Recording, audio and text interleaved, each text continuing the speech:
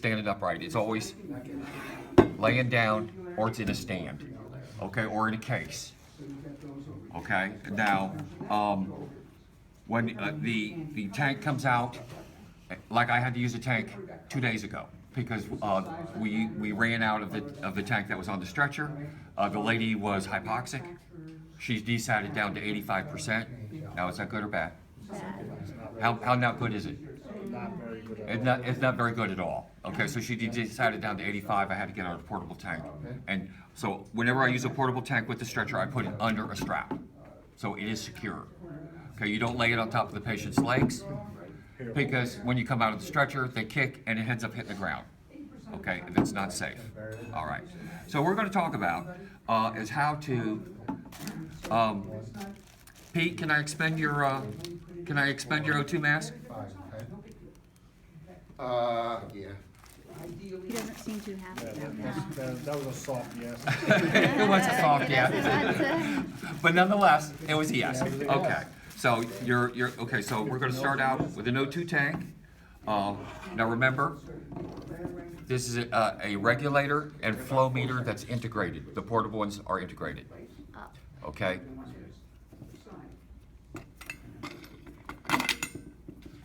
Remember these pins? These pins are what? It's the coupling. It's for like that is specifically for oxygen. Right. Do you remember? That's exactly pin correct. index? Pin index. Very good. That's exactly what it is. And for other gases, it will be in other positions. Okay. And then this thing, the bronze thing, is the inlet to the regulator. Okay. Now notice that there's a thing on it. Okay, here, pass it down. That's this thing. I have a spare. Okay, this is a gasket. Okay, now, years ago, it was a yellow piece of nylon, a little piece of plastic that was always on here when you came from the O2 tank, and it only was good for one.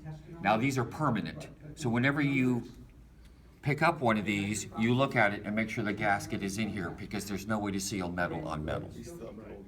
Huh? Or you still have the. Always losing the damn thing. I used to carry spares because of that exact reason. Okay, because they're under the tape. You flip it and it flips off someplace and you can't find it. Yeah. Okay. So, and this is new. Okay. Now you notice that what it's attached to is a rectangular stem. Yes. Okay. All right. Now it used to be you had to have an O2 wrench, which would be a little plastic, it would either be a little wheel that would fit over it or a little plastic wrench. They used to be made out of metal. Now they make them out of plastic. But they came up with these handles, and these handles are great. I love these handles because now you don't need it. But if this falls off, you can't do it with your fingers.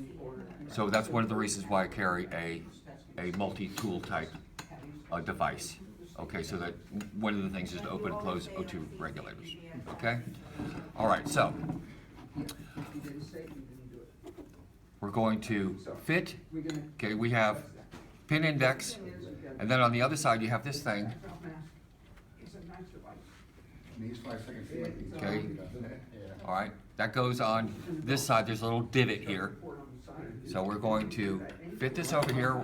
We're going to actually watch the inlet go into the outlet. Are we gonna have to do this in the practical? This is not a practical station. This is a real life station. It's not practical. This is not a There used to be a skill station where you had to do this, but I not had to- anymore. Oh, okay. Not anymore. I had to do it. You did that? Yeah. Yeah. They don't do it anymore. I don't even have a sheet for it anymore. I guess It it's. was a very short station. Yes. Yes. I think that probably was too easy.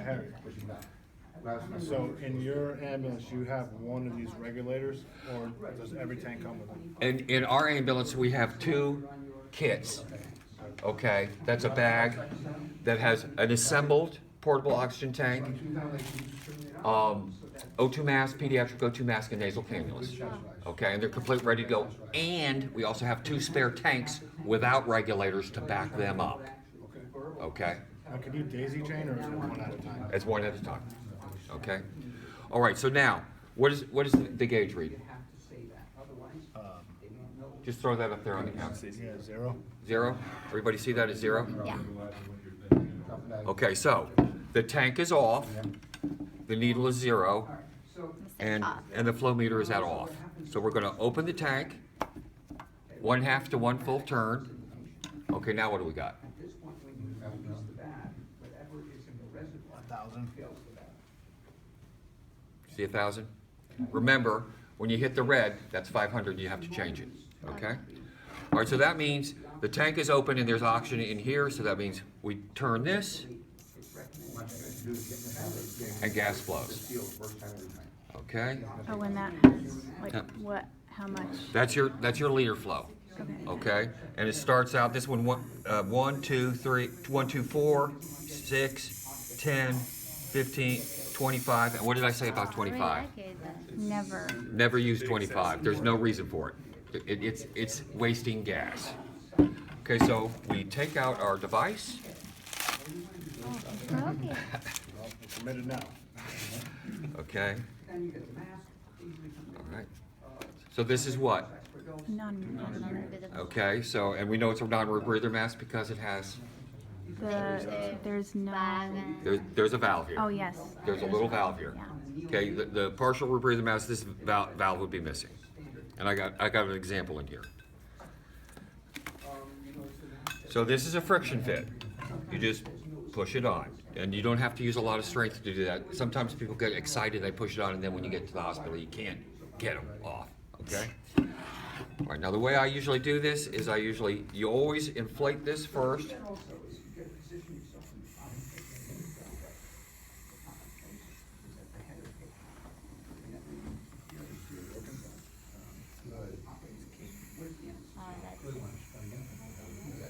Okay, and then you put it on the patient, okay? You get to the hospital, you either throw it away or take it and give it to the patient in the hospital, and you turn this off. Now, what you do at most calls is you look and make sure that you have enough, because we change it at 500, and we still have over 500. We just turn this off. And then we bleed this, okay, there's still gas in the regulator because there's still pressure on the, okay, we bleed this down. Okay, so that's 0, and then back again. You do not want to store it with gas in the regulator because it puts wear and tear on the system. So this would be 10 to 15 liters per minute? That's This. correct. Okay, That's correct. okay. Okay. Could you ever go under that? If the patient's breathing normally, But then okay, wouldn't you really- can go down to 8 But with that mask. with this mask. The key thing is as long as it stays inflated. Yeah. Okay, if it stays inflated, you can turn it down to 6. But most of the time, it's around 6 or 8. Okay? But the book is 10 to 12 or to 15. Okay? But if the guy's breathing normally, 8 is fine. All right? As long as this stays inflated. Because remember, where does the oxygen come from when he takes a breath? From the It takes from this bag. If his bag is deflated, then he's not getting anything. All right? Now,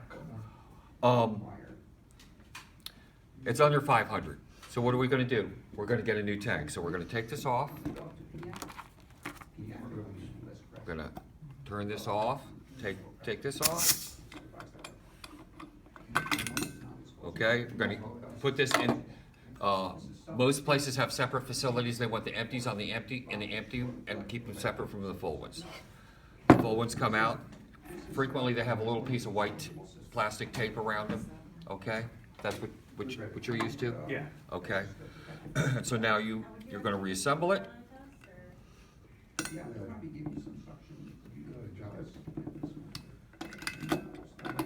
And again, you're not supposed to place yourself directly over in case this fails and shoots into your face, although I've never heard of that happening, but you're not supposed to. All right, so I see the inlet go into the outlet. This only has to be finger tight. You don't have to overly do it. And then anytime you hook up a new tank, you always check to make sure that it actually has gas in it, okay? By turning on the gauge. We have pressure in here, right? Right? Okay, we turn it off. We bleed it down. So you leave it like that. We leave it like this. Okay.